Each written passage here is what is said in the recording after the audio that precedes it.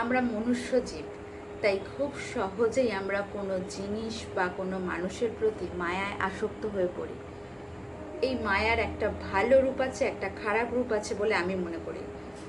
যে মানুষ ভালোবেসে মায়ায় জড়িয়ে পড়ে, সেই মানুষটাকে যদি সেই ভালোবাসার মানুষ বা ভালোবাসার জিনিসটাকে কোনো কারণে ছেড়ে দিতে হয়, শেষ পর্যন্ত হয়তো সে কষ্ট পেলেও হয়তো ছেড়ে সেখান থেকে মায়া কাটিয়ে বেরিয়ে আসবে। কিন্তু যে মানুষ লোভে পড়ে আসক্ত হয়, সেই মানুষ কিন্তু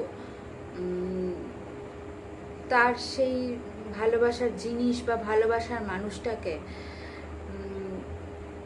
কখনোই ছাড়তে চাইবে না, এবং সেই জিনিস বা মানুষকে আঁকড়ে ধরে থাকার জন্য সে হিংস্রতার রূপ নিতেও পিছুপা হবে না, এবং যত দূর সম্ভব সে যাওয়া যায় সে চেষ্টা করে যাবে আঁকড়ে ধরে রাখার জন্য জিনিস অথবা মানুষকে। তাতে যদি তার আশেপাশের মানুষের ক্ষতিও হয়ে যায়, তাতেও তার কিছু যায় এসে যাবে না।